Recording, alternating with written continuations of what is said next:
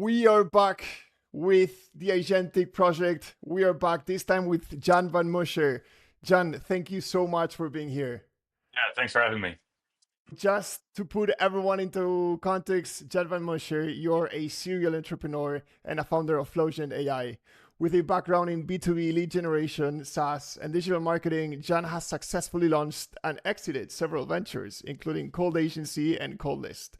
Today, he's recognized as a thought leader in AI automation, helping businesses integrate AI into their everyday operations. Jan, in a sentence, how do you describe what you do? In one sentence, that's hard if it's a lot of different things. But in one sentence, I'm working on making AI applicable to businesses and drive business value. Let's dig a little deeper into that. You are running a few companies right now. If you want to put a little context of what is it, we have already spoken about Flowgent in the past in this podcast. A company that you are familiar with, and now there's something new going on with you. So why don't you tell us what's happening there, and also like a little context of why you're building this? Yeah, for sure. Yeah, so indeed, working on Flowgent AI, which is an AI agent builder to build agents that talk to your customers or leads.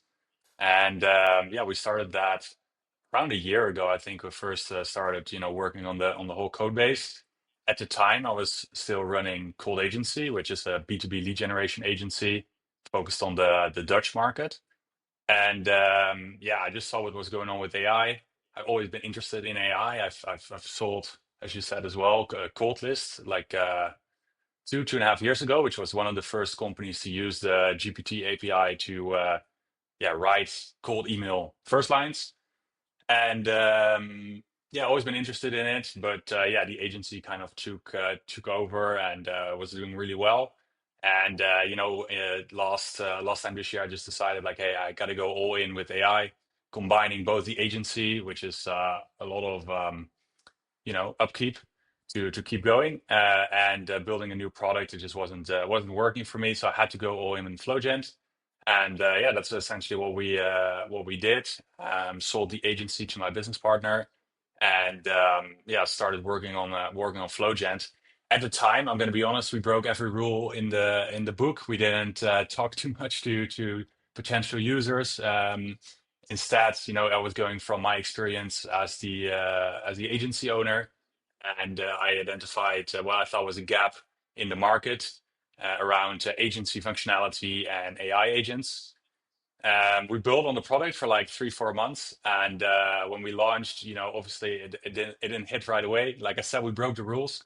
I already knew we were breaking the rules at the time, because having just sold the company after 2-3 years of pretty hard work, I would say, I was a little bit burnt out as well. So I was like, let me just not talk to anyone and just hack away on this project, get it to launch, and then we'll see what happens. Yeah,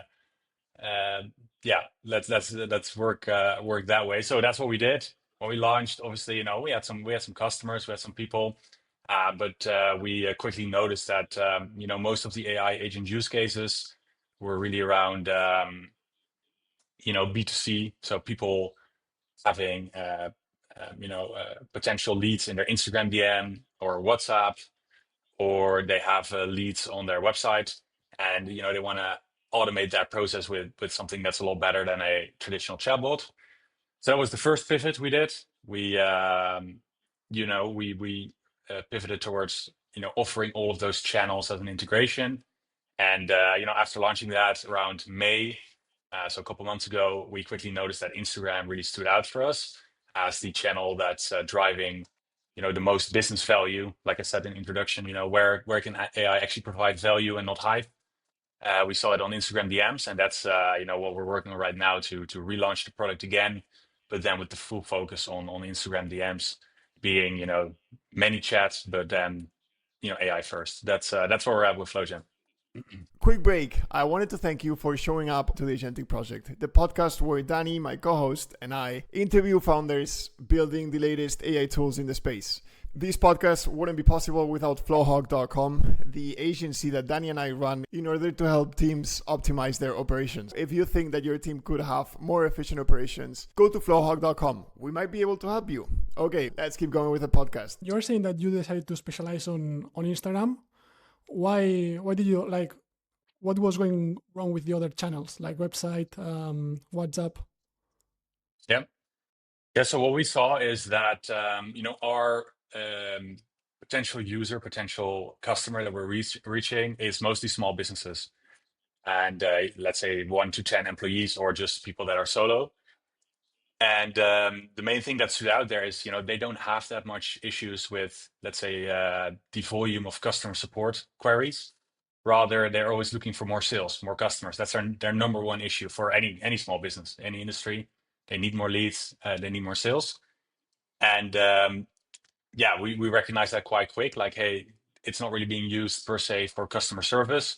Also, customer service is super saturated market. Like, so many players, that were already doing the, let's say, traditional chatbots. They added AI. They're already very well established, very good software as well.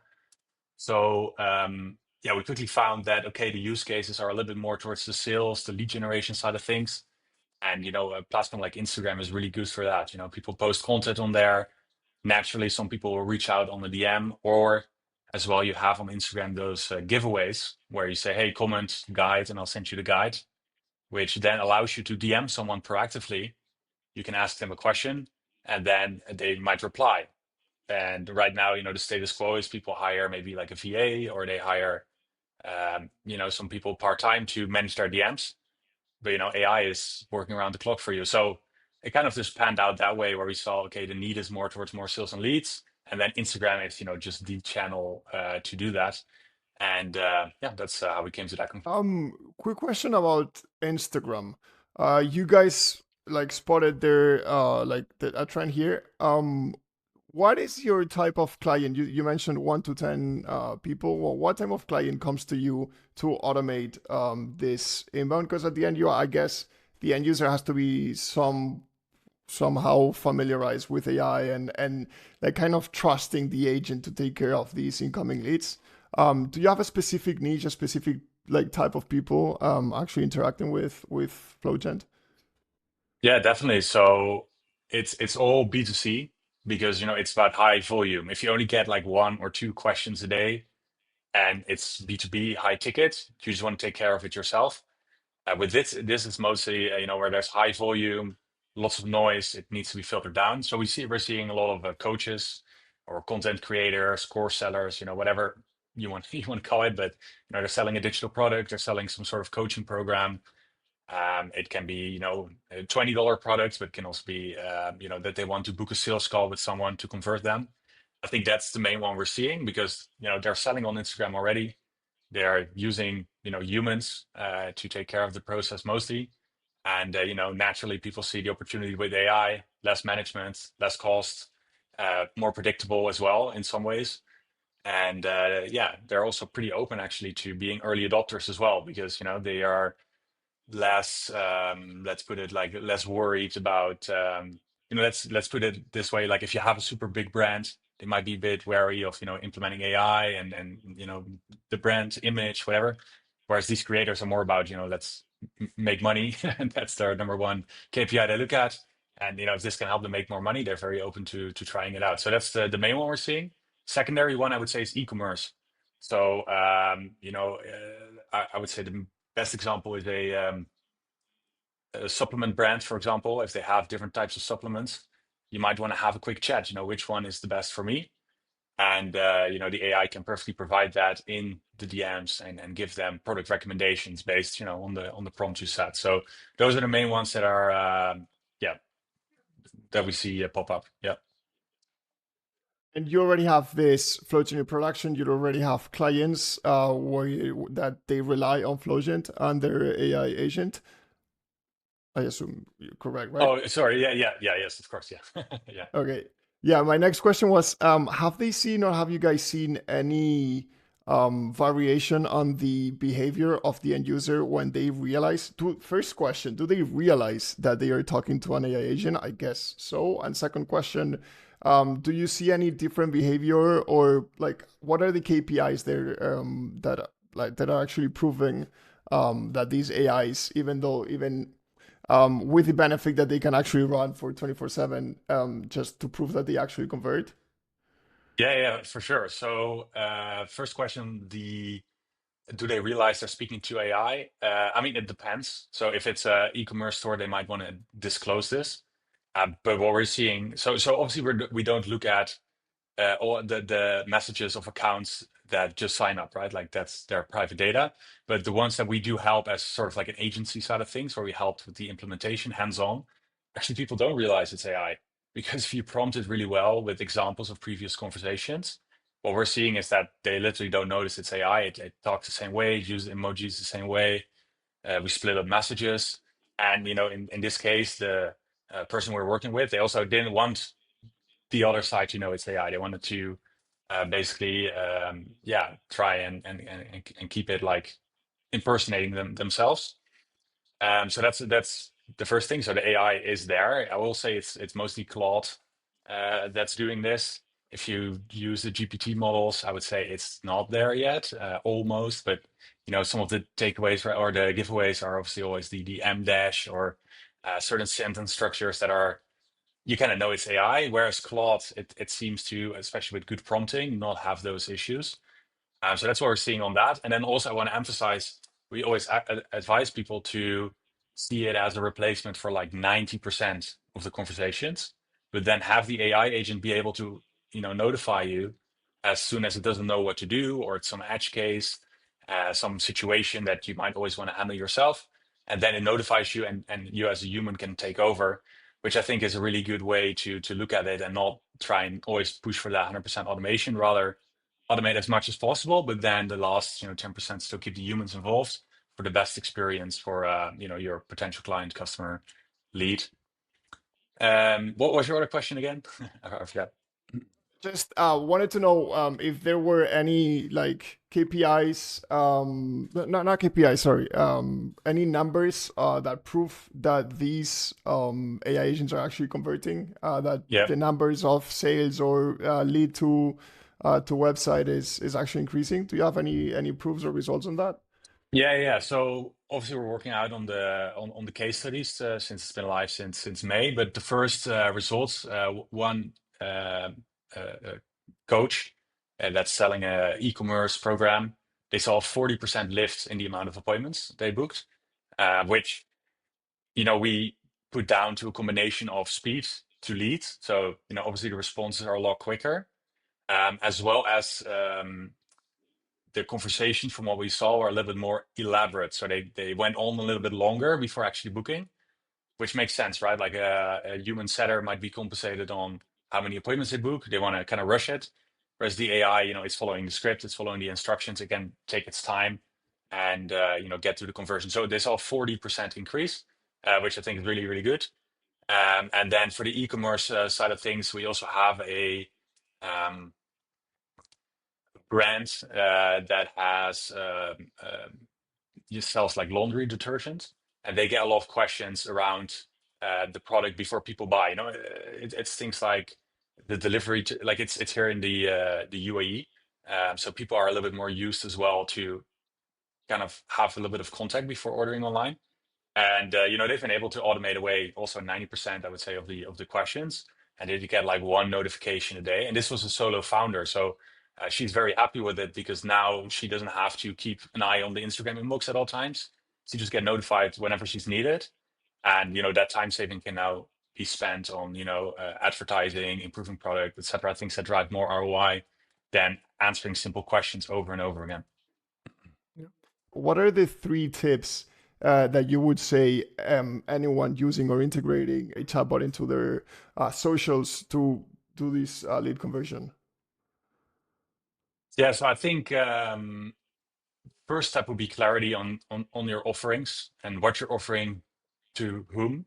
Like, you'd be surprised how many people have multiple offers, but if you ask them, okay, which potential lead should get which offer, they don't really know, or they just do it by they just play it by ear. Every case is different. And this doesn't work with AI. Like it doesn't work with an employee either, right? Like if you give them vague instructions, you're going to get vague outcomes. And the same as with the AI agent. You have to be super clear and defined in your processes. So what you're selling, how you're selling it. Are you always going to cover? Sorry, are you always going to offer a call, or are you always going to drive them to the landing page? Like you just have to be clear in your offer, your offering, and your process in the setting as well. So I think the people that already have the processes running with employees, it's going to be the easiest to put to AI, because you already have the defined process. It's just a matter of putting it into a system prompt. So that's the first one, just being clear on the what and the how. If you don't get that, it's already going to be very hard to have an AI agent follow it, because you're not even sure what they have to do. Second thing is to what I already said is going to be the human in the loop. Like don't expect it to be 100% automated and then kind of be surprised you're losing some leads here and there. Rather define again the edge cases. So let's say someone already bought your product, but they're kind of reaching out for a complaint or whatever. Like I wouldn't advise you to then handle that with the same AI that's also doing the sales and the setting. Rather, I would have the AI do a tool call to your team, turn off the AI agents, which you can do in Flowgent. It can turn itself off, and then the human can join the chat and get it resolved depending on the situation. So those two, and then the third, what would the third be? The third one would be actually to really take advantage of using tools and tool calls with AI agents. I think that's very underused. Also, we can see that from our data from people using the platform, that they mostly keep the AI agent as what I would call an answering machine. And while this is nice, it's already a lot better than the traditional chatbot that was kind of dumb. But you're still not taking full advantage of the agent. So examples are that you could have a personalized lead magnet created automatically. So someone is having a chat with your AI agent. You ask it, give me your website, and then you can have it make a tool call. You can have some sort of automation behind that, and then send back a link with some personalized sales letter or personalized sales asset, something like this, where it actually feels more personalized to the user you're chatting with. And the AI agents can all decide when to do this and how to do this. Or it can be as simple as updating the CRM with all of the information. So you always have in your CRM the exact status of each of the conversations the AI agent is having. But all of these things are very underutilized still, because people, they, quite frankly, just don't understand them. They understand a prompt and then having it answer things, but they don't understand the part where the AI actually can take actions and drive results that way. Actually, let me switching topics. Let me ask you for some advice, because actually we're working on this project that was about building an AI system that automates a full booking process through SMS. Mm-hmm. And we were considering with Nacho whether building a product on this or not. Mm-hmm. But one of the things that at least we are concerned about is that we have the feeling that this is going to be something that is going to be commoditized, like building a chatbot that is able to collect some pieces of information from the client and then perform some confirmation once it has collected all this information. So I was wondering, what's your advice for someone that is trying to build these kind of tools? How can you build how can you build a moat that prevents you from to have a competitive advantage over other players that could potentially get into the market? As you were saying, you experienced with when you started that customer support got overcrowded. Very likely we'll start to see that more spaces will get overcrowded. So what's your take here? Yeah, good question. I think in terms of product, it will be hard to not get commoditized in a way. But you have to look more, I would say, at distribution and look at like, where can I actually get people to use the product? How do I have a competitive edge in getting it to the end user? Easiest way would be, to have previous experience in certain markets. It's actually what I'm doing with another product I'll launch, which we might touch on a little bit later. But the unique experience you have in a market and understanding of their problems, that will always be a moat. Because even though it's the same way why if you look at a certain website or a certain company that's doing well, you can copy everything they say on the webpage, you can copy all of the ads, and it will still not work for some reason. and it's because of this understanding of the actual problem. So it's hard to define what that is exactly, but that's definitely something you can still use to have a moat, I think, in the AI age, let's put it that way. Another thing, what I'm betting big on with software is actually introducing a service component to the software. So, everyone wants to launch a software product and then have people sign up themselves. No, just pay a couple $100 a month and you don't have to talk to them. Like that's what a lot of people would consider the dream, because that's what is the easiest to scale, and that's obviously what the VCs are usually after, like a big scale like that. Whereas I think a hybrid between a service company, so more like traditional agency, and a software, I think there's a lot of moat to be created there because of the relationships.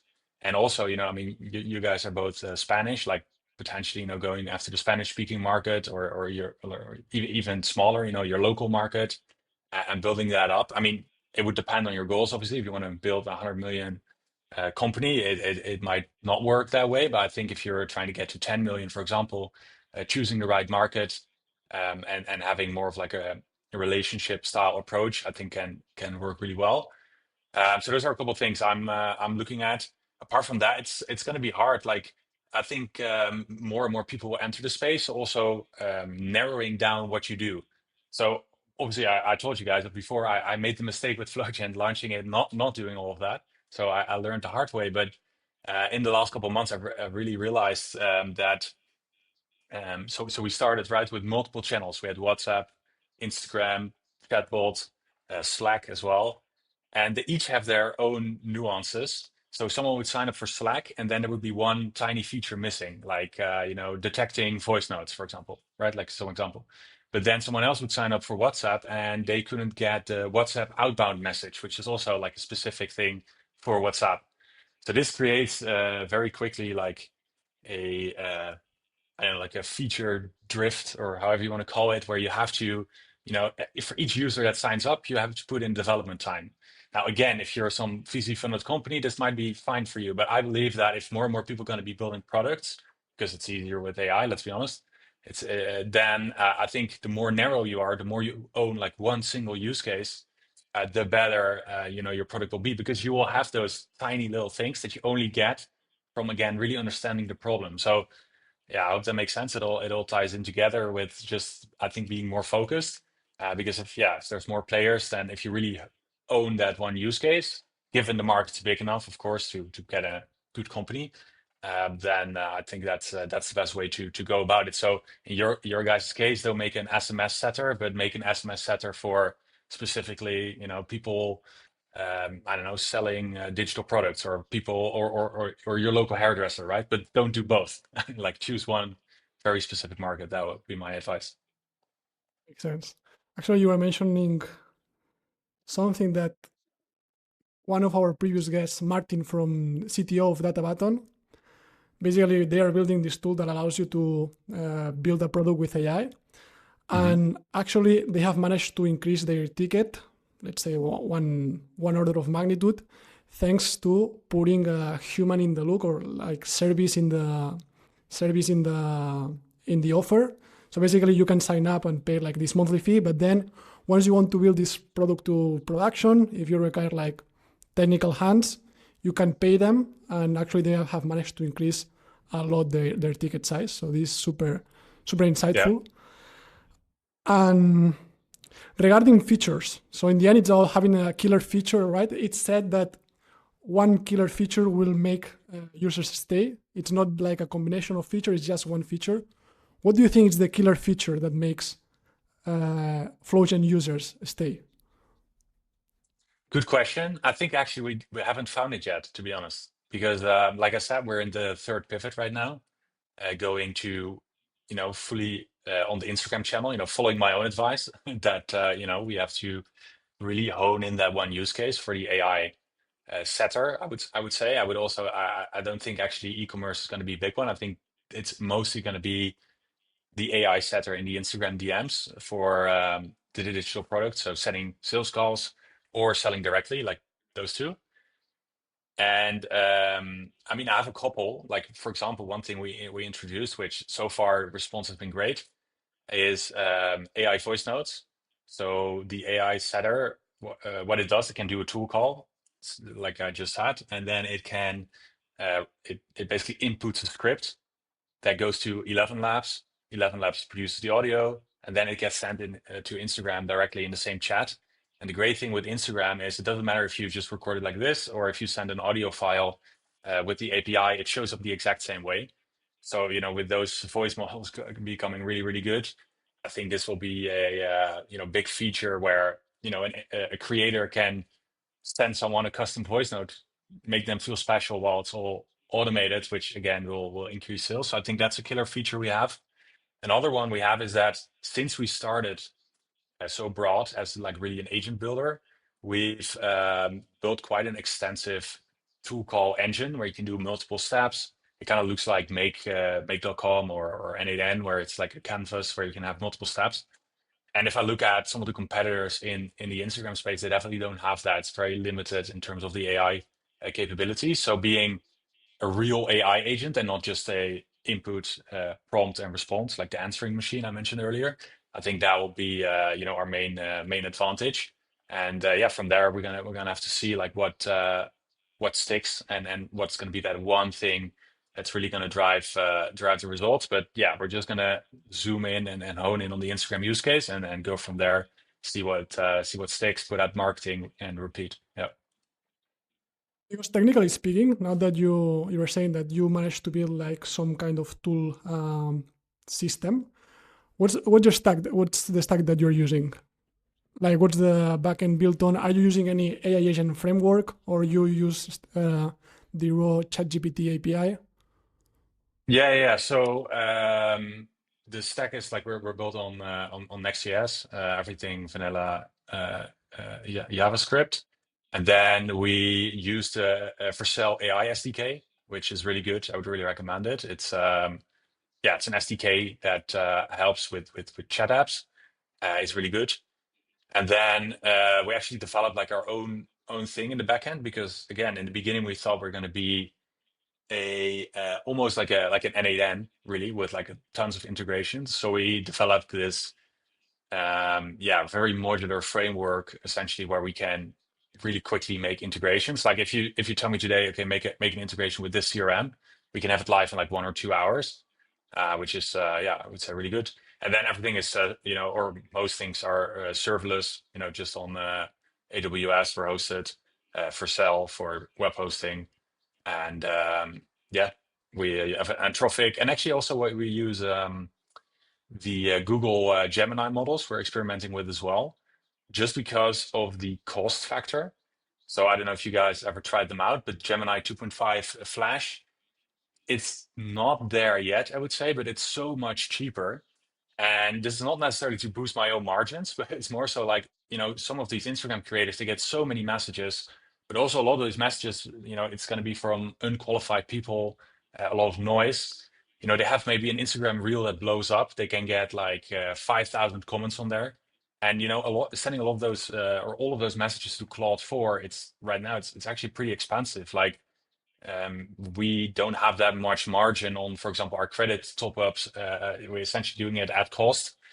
Whereas I think, when the models get a little bit cheaper, it will actually be really good for both us in terms of margin, but also, forwarding those savings towards the end user and not being, let's say, restricted by it. Because, if you get a bunch of unqualified people messaging you, they keep messaging you, it can cost quite a lot. And the economics, don't always work yet for every single product. So in the end, like, since I guess there are two parts here, like one part is, as you're saying, qualifying, and the other is actually replying. For the qualification phase, because this is what our experience so far is that we work a lot with GPT-4o Mini for this simpler task to qualify, categorize, etc. So, well, when you're saying that it has to be expensive to use Claude 4 just to process like these 4,000 or whatever messages, I can imagine. So I was wondering, when you're saying that Gemini 2.5 Flash is still not there, what do you mean? Like, isn't it that trivial to just qualify leads? Yeah, so with qualifying actually mean like a little back and forth. So the initial chat, let's say you ask them about their if you're selling info products, it's usually what's your goal, what you're trying to do. So not necessarily looking at their profile, but actually having that initial conversation. So that's what I meant with qualifying. So it's already chatting essentially. Um, and that can be expensive if you get a lot of noise in there, because then it's like 5, 6, 7 messages, big system prompt.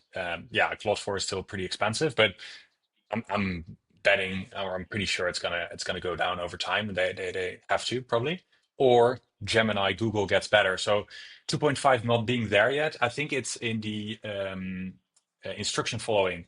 So obviously you want to have quite an elaborate system prompt when you are working with a DM setting.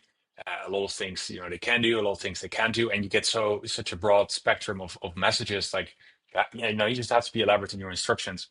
And what we found is that, for example, with languages, if you're like, hey, respond in Dutch or in English, depending on what the user sends to the agent, it just doesn't listen. Like you send it something in English, still responds in Dutch. Whereas, with something like Claude, that never happens, right? Like they so much better already. So I think the model is just a little bit too dumb right now. But then I'm very hopeful, Gemini 3 or whatever they're going to call it, 2.7, 3.5, whatever. Like it probably will be better. And if they can keep the costs that low, I think more and more use cases will be opened up where you can use an LLM and not be worried about the cost at all. Because if you look at the per API call cost, you're like, oh, it doesn't matter that much. But if you actually do real volume, you'll see it actually adds up quite quickly. So that's what I meant there. But from what I've been seeing, I've saw some articles recently, like also new technology, looking at how they can. I mean, I'm dumbing this down a lot, but how they can compress a model essentially down. It could drive costs down almost 90%, which would be insane, obviously. And the first results showed that it didn't actually have any loss of intelligence, which, yeah, again, that would be very nice, and that would open up again a lot more markets. Like also, for example, we had a couple of clients from India, where the average ticket size is lower. There's a lot of volume. The creators there, they have huge audiences, big country, obviously, a lot of people. So they couldn't make it work with the higher model prices because their ticket size is just simply too low. Whereas if the model prices drop, it could work for them as well, and it would actually be really great because there is that much volume there. So yeah, that's just an example of what I meant there. Yeah. Great. So I feel like we've already talked a bit about Flowgent and the success cases and how you work. I wanted to before the last part of the podcast, I wanted to dig deeper on a little bit of those failures and things that you have learned in the past. You mentioned that you started this new project after selling your agencies. You actually started Flowgent with no outsider input, just with your thoughts. So that one piece of advice that, like, to put it out in the spotlight, that one piece of advice of what have you done wrong in the past 24 months, and what would you tell yourself back then to do different in order to maybe avoid doing that mistake? What would that be? Yeah, so last 12 months. But what I would say, I mean, is if you sell your company and you're a little bit burnt out, take a couple months off before starting something new. Because like I said, right, like I've been through it before. I knew, I know it's best practice. You talk to potential users, you validate the problem, etc. But on the other hand, I'm kind of glad I did it this way. Like I just had to if you're bootstrapping a software company and you're coming from an agency that's doing well, like it's a very big hit on your income. Like with an agency, you can earn a really good money, but it takes up a lot of your time. It's quite a grind, in my opinion, to keep it up and keep it going. Always some fire to put out, so it takes all of your mental bandwidth. So I really had to kind of like pull off the band-aid and say, okay, I'm just going to sell it, get a chunk of money, and go back to zero essentially, and just force myself through learning the new business model. Because I don't know if we touched on it, but I dabbled before in software, and I even sold one product, But it was always, an afterthought. So it didn't get enough attention to, grow into something big. So it just had to push through. And, I'm very glad I did. The last 12 months, I've learned so much. I can also code myself, most of the features we built. And yeah, I mean, I would just say like take 2, 3 months off. I would advise myself to do that because, it would have saved probably 6 months in the end. So, lost an extra 3 months, but, I'm not that bothered. Touching on that last point, where you mentioned that you went out to look, well, you didn't, but you would have, what you would have done would be, what it's meant to be done is to go out and look for those first clients or test users to validate well, I guess you've done that in the past in your previous companies, but what are the steps that you would recommend for someone to do when they are looking for an idea or trying to validate an idea?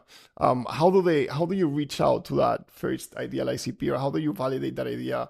Who do you go talk to? Which channels? What would be the step-by-step process in order to find that first, I guess, early adopter? Yeah, for sure. So yeah, I'm actually launching a new product, or have launched a new product last week, which I followed that exact process. Mention it Yeah, also it's called after this. Yeah. yeah. So it's called Positive AI. It's a LinkedIn AI ghostwriter. It can also create carousels. So talking about killer feature, I think for that product, it's really clear that there is no real tool that can do that right now. And we all know carousel posts, or maybe the listener doesn't know, but the carousel post is like a uh, yeah, I mean, it's like a swipe thing to the right that usually you create in Canva. You have to, come up with all the text, all the illustrations, the structure, etc. It's kind of a pain, but you do get a lot more engagement with it on LinkedIn. So now we've made a sort of like a vibe carousel creator where you just prompt it, and similar to, Lovable or whatever, where a software app comes up. In our case, a beautifully designed carousel post for LinkedIn comes up. Anyway, how did we validate that? So it did start again with personal experience, which again I do think is I mean, it's not always needed, but it's preferably you have it as a mode. So having run a cold email agency, a lot of the clients we talked to, they were comparing cold email with like LinkedIn content posting, LinkedIn outreach. Like it's all kind of the same industry, I would say. So we knew from experience that it's actually quite hard to stay super consistent with LinkedIn content. In general, with content marketing, I think after a while you kind of get sick of writing the same things down. Even though, for the people reading your posts, they only see 1 in 5 posts, right? Like every day, new people see your post. But if you're the one writing the same thing over and over and over again, you kind of get sick of it because you feel like you're just repeating yourself. But it's actually good, right? Like you want to repeat yourself. So we knew the pain points of the consistent content creation. We knew the power as well. We've got a lot of clients with my agency in the past from LinkedIn. And yeah, that's kind of where the idea started. I saw some other tools as well do pretty well. I tried them out. I thought they weren't that good, to be honest. Like I thought the user experience was quite bad. It seemed like very um, yeah, like a beginner product team was behind it. Let's put it that way. Like it's very, very underdeveloped product. It's very simple, which doesn't have to be bad, but I definitely thought there was room for improvement. So yeah, what we actually did is we built a product, but this time not as big as I had done before. But we just made an MVP within 2 to 3 weeks, and we just started asking people that we knew that created LinkedIn content to try it out.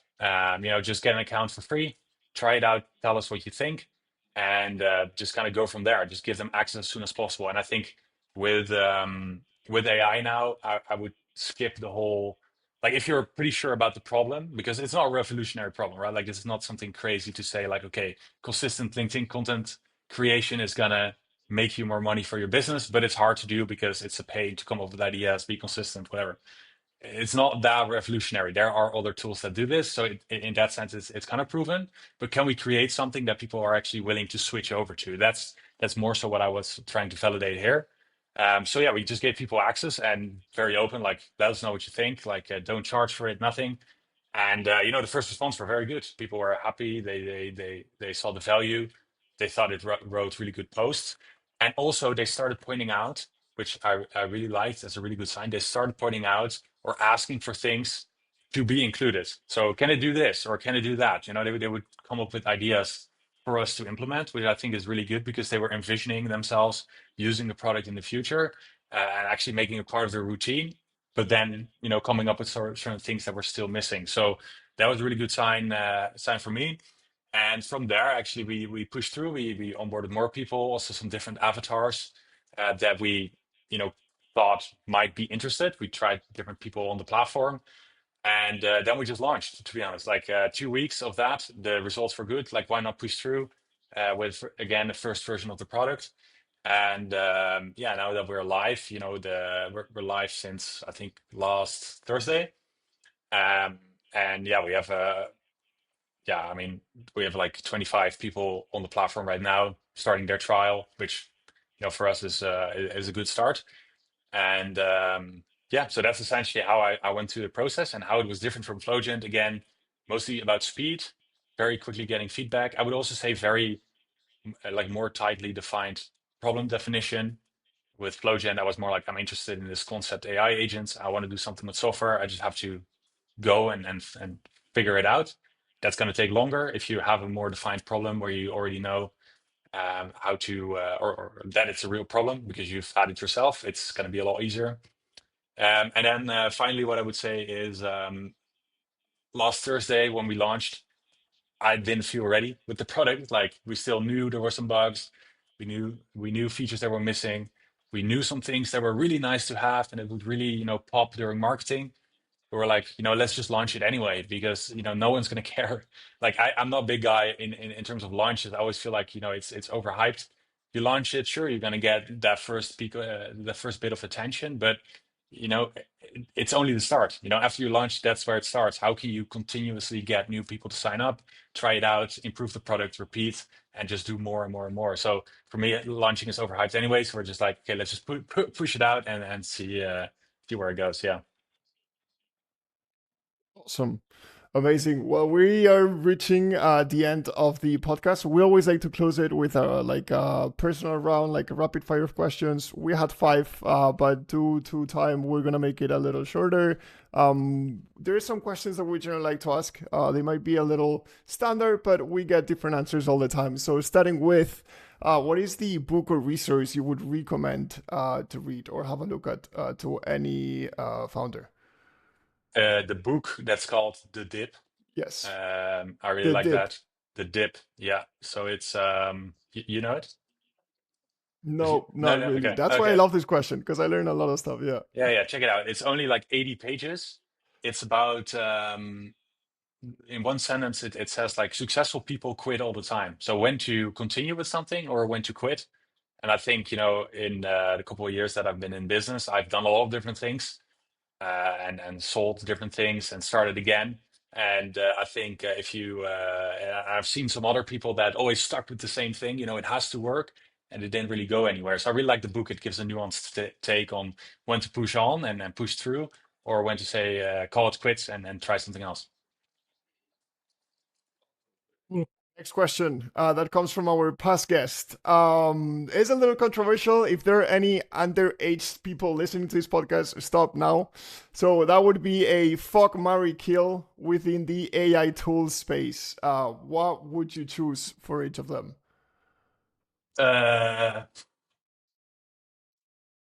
have to think about that one for a bit. You cannot kill Claude, man. Yeah, I will not kill Claude. What's fuck supposed to mean?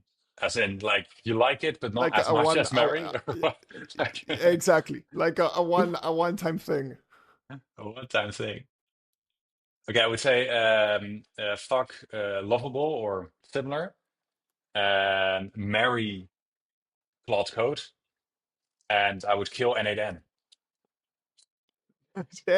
Damn, we got some content here. Okay, I like this answer. I Yeah. like this answer. Do I need That's to fire. elaborate And why, last, or is it fine to just keep it as you is? can no. Let's go and elaborate. Why would you, especially Yeah. kill that one? That's gonna be controversial. I like it.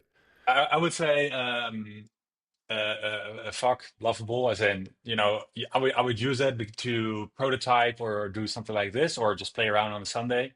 but I think it's cool, but I just don't think it's there yet to make a real product. I'd say marry Claude Code because it's insane. It's so good. Like, I mean, I still use Cursor, but I'm not a paid subscriber, and I just use Claude Code for everything. I think it's so good. If you know what you're doing, so if you know what the code is, like if you can read the code, if you can understand the code base, the structure, you can give it like I would say micro prompts. So you don't prompt it like create this feature, but you do like, okay, add this API route, now make this lib that we can reuse. Give me the query to add the database columns, like little incremental things. It's insanely good, and it really helped me with being a good coder because I would always get stuck on the syntax, like the exact details of how to write it up, but I would understand the logic. And now this has enabled me to build great stuff. And then Kill N8N. I mean, to be honest, why I don't like it is because it's the most complicated advanced system there is. But then I would say coding is easier. So it's gone beyond coding, whereas coding is easier, faster once you understand it. I would say, and you don't have to be a pro or whatever. Like you can get there quite quickly. I just don't get the appeal. For me, I really like Make.com because if I want to do something simple, I would just use that, and if I would do something complex, I would do code. But I think my opinion isn't that popular because they seem to be really popping off. So maybe I'm the odd one out. I love this controversy. And last question, Danny, the floor is yours. Yeah, okay. Let's say that tomorrow you got an offer for 1 billion for Flowgent, okay? But there's just one thing that you have to commit, and it's that you can take the money, but you cannot build a company again in your life. First question, would you take it? Second question, what would you do in your life? I wouldn't take it actually because, I think, I like being intellectually challenged, let's put it that way. So, while the money is nice, like I'll still make good money with the companies. And I wouldn't want to sit on my ass all day or just play paddle or whatever. Like that just sounds very, very boring and very directionless. So in that case, I wouldn't actually take it and rather just continue working on the businesses and get meaning in my life as opposed to being as opposed to Fair not enough. having. We'll have to give Amazing. the money to the next guest. Exactly. Nacho. We'll save it for the next guest. Awesome. Awesome. Well, John, thank you so much for being here. We had such a great time with you. It was a pleasure. So thank you so much. Thank you so much, everyone, for tuning in. We'll get back on the next one. Bye-bye. Thank you for having me. Bye-bye. Thank you.